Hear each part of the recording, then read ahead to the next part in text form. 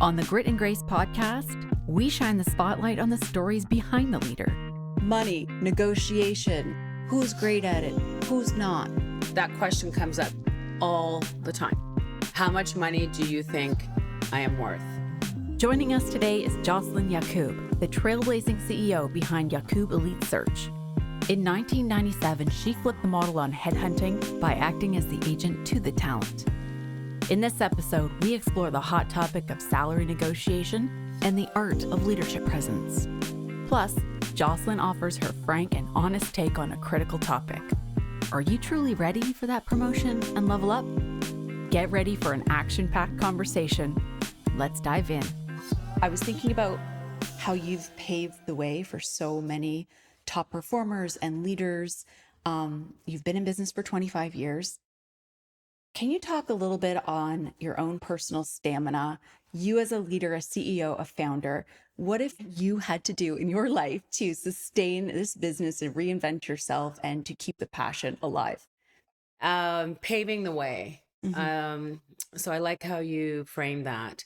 I was young. I was very naive. Mm-hmm. And I decided that I wanted to flip the model of what the executive search world is all about. Mm-hmm. So I naturally became curious about how people become top performers. Yeah. And in any job that you do. I mean, my first job was being a cashier. So like, how can you be a better cashier than your friend next door? Wherever you are, right? In whatever role you're in. Whatever role you're in. Yeah. Exactly. So I believe that because I was naive and I didn't know what it takes to start your own business, many people have asked me, had I known what I know today, 25 years ago, would I have done this? Absolutely not. Naiveness is a good thing for entrepreneurs. Yeah, 100%. And I always knew I was an entrepreneur. Mm-hmm. I tell people I was very unemployable at a young age because I was just overly creative. I was ambitious. I wanted to make my own rules, and you can't do that in a large corporate environment. And I think that's really what motivated me to start my own business at a very young age, because I needed to change the rules about what headhunting was all about. And headhunting is you get a call, and you're the candidate. So Jen gets the call, and I'm trying to sell you a job. And I'm thinking, you don't even know Jen. So how can you sell her a job? Like, how do you know that this is the right job for her? So that was the first thing that... The flaw in the system. The flaw in the system. And secondly, at the time, it's a commission-based environment. It was very sales-focused. So the firm that I was recruiting at, you were on commission. So you only got paid if Jen got the job. And so that was a huge flaw in the system for sure. And I quickly became really good at getting people excited and really good at helping people figure out that there could be better opportunities for them than where they are today. So that's really how my early stages in my career started. Because when I flipped the model and they say, like, how did you flip the model? I decided to act as the agent to the talent. Mm-hmm. Many called me the Jerry Maguire of the search world at an early stage, because if you remember the movie Jerry Maguire, Tom Cruise did not have a client, right? And if he got that guy... show me the money. Show me the money, then he was going to become famous. So it's exactly what happened to me. That really tells you how old I am. But I think most people listening will relate to the Jerry Maguire movie. Right. And that movie taught me so much about what it's like to feel vulnerable. Yeah. What it's like to be scared. And the pressure that you're in to make sure that your talent gets the right job. And I think that that played a huge role in the foundation of how I decided to create my new business. As you're talking about all that, and I'm just thinking about who might be listening right now, how do you see top talent? Like, how do you know you are speaking to somebody with a high potential in them? Like, what do you see? This is your gift. You can see it in people. You can spot it. What is it that you see in them? Talent to me is measured by proven success, right? Right, because Right. you can see patterns in people's history. 100%. Right. My mother always taught me, tell me who your friends are, and I'll tell you who you are. Right. And that played a big role Right. in me developing my relationships because great people surround themselves with great people most of the time. And you become part of that community, right? So really getting to know people and engaging conversations is something that I'm still working on. It took me 25 years to perfect. What types of questions are you asking people Right. to find out what you need to know? I have to assume that because of that, you get to see where people fall short in certain skills and or excel in other skills. And I kind of wanted to talk about a few major Sure. components where leaders really either hit the mark or miss the mark on leadership, and specifically negotiation. Negotiation is an art. Yeah. It's a skill. It's something that it's a process in your life. Early years of negotiation are usually terrible. I was a terrible negotiator when I started my business because the first thing people wanted me to do was discount my rate. And I felt like I needed to because I was just starting off. Right. Right. So that can parlay into early in your career. You don't really have a lot of negotiation power because you're very new at what you do. Your negotiation power is all about the confidence that you have that you're the best at what you do. Because once you have that, you're going to show up differently in an interview. You're going to show up differently in conversations. And the best negotiating power is that you don't have to leave where you are today. So there's two parts. So the first part is you're being headhunted. You're happy where you are. It's my role as your agent to find what I call is your wound. And that's my patented secret recipe to what I do is I believe everybody has a wound. And it's my job to figure out what that is. And depending on how big your wound is depending on how much negotiation power that you have. So most of the time, I'm dealing with top talent who are excelling at what they do. And it's my role to move them from one place to another, which means that they're going to be looking for a major difference financially, lifestyle wise. And most importantly, Jen, I think now more than ever, people's values cannot be compromised.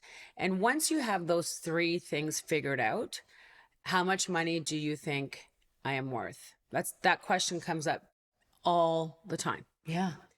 So to go back to the negotiating power, I coach people for a living naturally. And the more confidence that you have, and I motivate people, and especially women, because women are known to be the worst negotiators, and I don't allow that.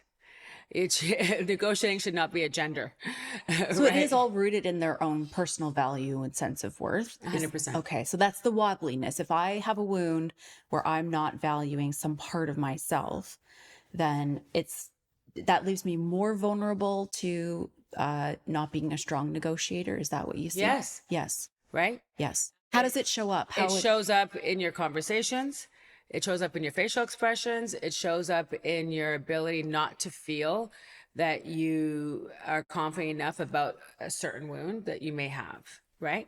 And the wound could be like, I don't feel like my current leader today is teaching me anything, right? And I'm looking for a much more inspiring leader. And that's the number one reason why people leave their jobs.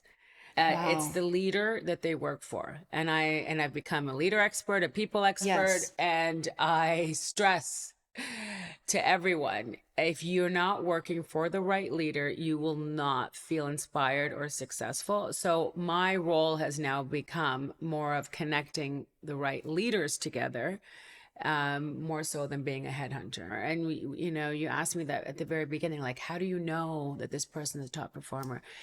It's an obvious. It's an obvious because a top performer achieves results. A top performer can quantify their results as much as they qualify for them. A top performer can share success stories. A top performer can provide the new employer with reasons why they need to be hired. And that parlays into their negotiating power, right? So if I was to sum this up, the best negotiating power that a candidate would have is that they're so confident about their abilities to do the job that the salary that they require is a must have, period. But it is very important to know your worth, Yes. to believe in your worth. I think it's even that practice of those tips of that script that you just gave is like, you should be rehearsed in being able to know your results, prove your value. Yes. Like you could give that talk at a cocktail party. 100%. Even at a cocktail party or at a networking event, or, at any event where you're meeting somebody new, when they ask you, what do you do? How do you respond? And how prepared are you And how prepared are you? to respond to that in a way that services your value and your confidence and your worth in the moment? Right. It's kind of leading me to the next theme Sure. that I wanted to talk about, which is this kind of mysterious box that we call executive presence. And, I've worked for leaders the minute they walk into a room, male or female, you just know there's a presence, there's a quality to them. What do you see in today's landscape with people who have strong executive presence? What qualities are they demonstrating?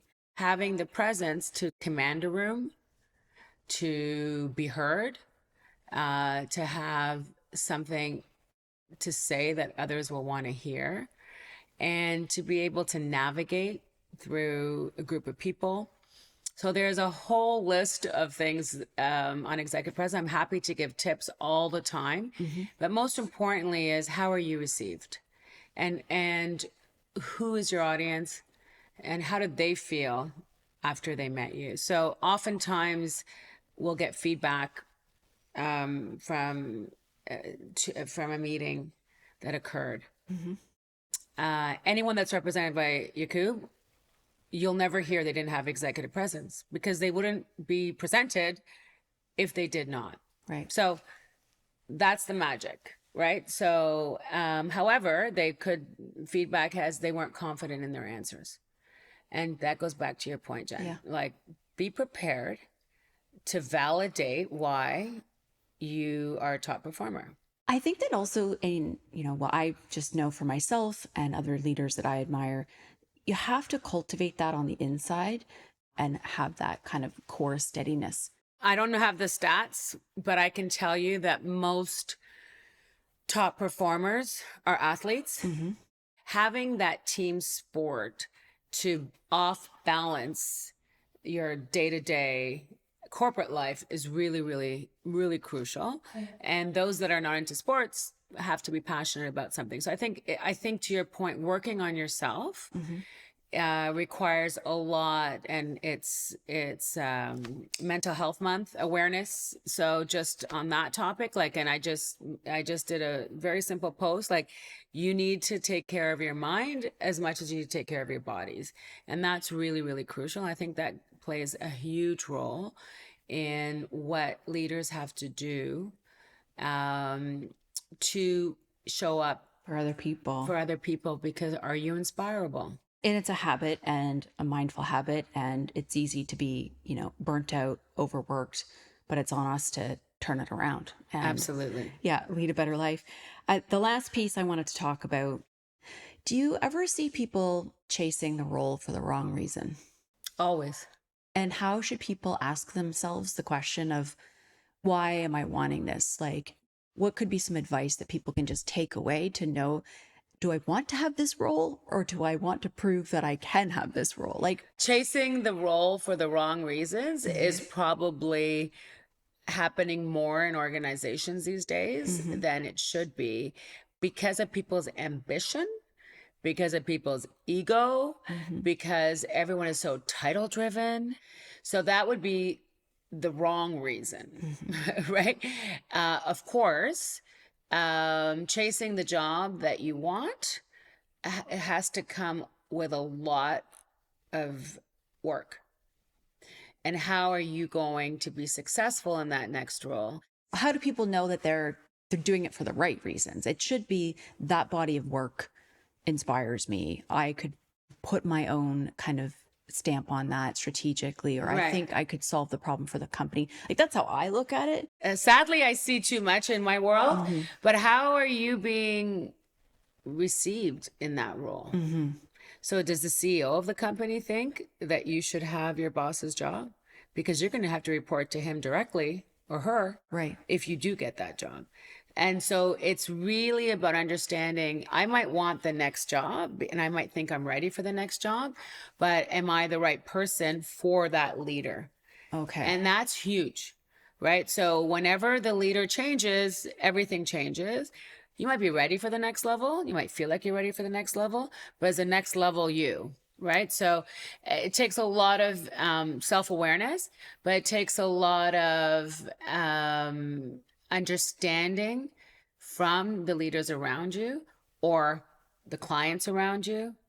And in my firm, for example, my juniors might want to be frontline with the clients, but do the clients want to work with them directly? Period. Right? So how are you received? In a large organization, the VP wants to become an executive vice president, but then they're sitting at the table with the board members. How are they received? So there's a lot of discovery around that. Well, I think that perspective brings a lot of perspective to anyone listening to this. I don't know if people think hope about so. it. Yeah, I think I mean, I just learned a lot listening. I am so inspired by what you've done, how you've opened doors for so many people, and how you care deeply about people's progress and Thank you. growth. And you're doing remarkable things. Thank you so much for joining. Thank you for having me. I do this naturally. I love to share. I love to inspire others. I would love it if someone could learn a lesson that took me 10 years to learn just by listening. And you have to live and learn. Yeah. There are no limits to what you can do, but give yourself time. Absolutely. Amazing. Yeah. So let's finish it off on mastery. Because you are a master. I love it. I love mastery. You are too. Thank you for having me here today. It's been so much fun. Thank you for joining us. Don't forget to follow us on Instagram and LinkedIn, where we transform the wisdom from our podcast into practical tips, tools, and takeaways for your leadership journey. Find us at grit.grace.podcast. See you next week.